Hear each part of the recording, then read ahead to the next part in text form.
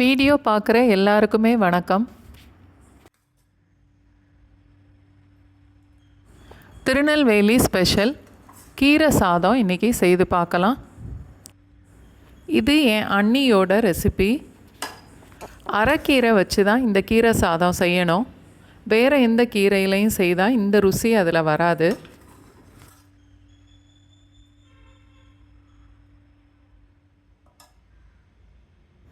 ஒரு சின்ன எலுமிச்சம்பழம் அளவுக்கு புளி எடுத்திருக்கேன்.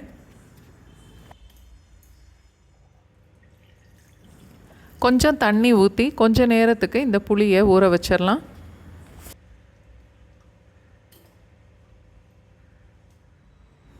முக்கால் கப் அளவுக்கு புழுங்கல் அரிசி 180 ml.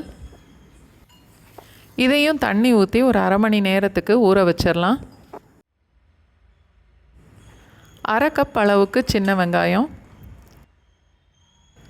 அதில் பாதி வெங்காயத்தை 1-2 தட்டி எடுத்துக்கணும். சின்ன கட்டாக ஒரு கட்டு அரைக்கீரை எடுத்திருக்கேன். கழுவிட்டு நல்லா பொடிசாக கட் பண்ணது ஒரு 3-4 கப்புக்குள்ளே இருக்கும்.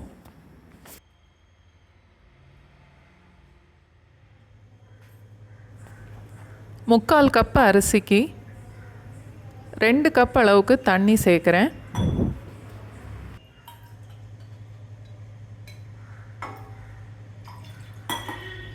கரைச்சி வச்ச புளி தண்ணி அரை கப்புக்கு கொஞ்சம் கூட இருக்கும். முக்கால் கப் அரிசிக்கு தண்ணியும் புளி தண்ணியும் சேர்த்து 2.5 கப்பு கொஞ்சம் கூட ஊற்றியிருக்கேன். தேவையான அளவுக்கு உப்பும் சேர்த்துட்டு அரை மணி நேரம் ஊற வச்ச அரிசி தண்ணியெல்லாம் நல்லா வடிச்சிட்டு இப்போ அதையும் சேர்க்குறேன். 2-3 டீஸ்பூன் வரைக்கும் சாம்பார் பொடி சேர்க்கலாம். நான் வீட்டில் திரிச்ச சாம்பார் பொடி தான் சேர்க்குறேன். நீங்கள் எதுனாலும் சேர்த்துக்கலாம். முழு வெங்காயம் நம்ம தட்டி எடுத்தது எல்லாத்தையுமே இப்போ அந்த புளி தண்ணியோடு சேர்த்துட்டு வெட்டி வச்சுருந்த கீரையுமே சேர்த்துடலாம். ஒரு 1/4 டீஸ்பூன் மஞ்சத்தூள்,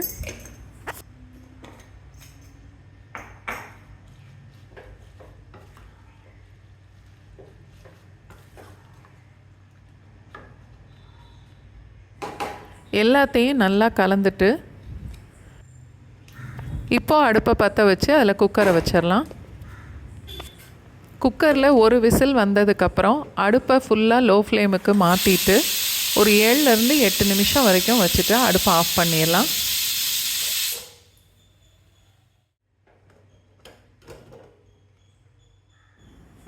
இப்போ சாதம் கீரை எல்லாமே நல்லா வெந்திருக்கும். தண்ணி உங்களோட அரிசிக்கு ஏற்ற மாதிரி கொஞ்சம் கூட்டி குறைச்சிக்கலாம். நீங்கள்